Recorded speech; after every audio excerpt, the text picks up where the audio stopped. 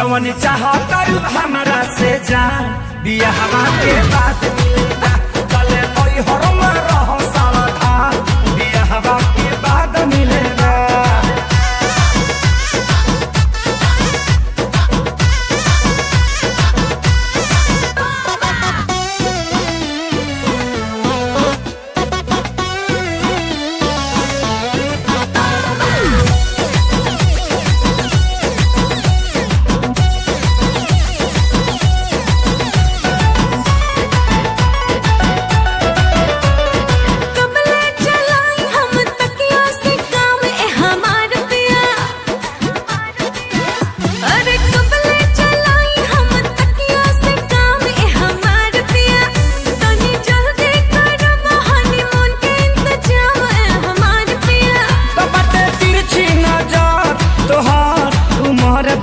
काचे हो तो कहे मरद खातिर अभी से तू लगलू नाचे हो। तो बोला कब हमार मम्मी के दामाद मिलेगा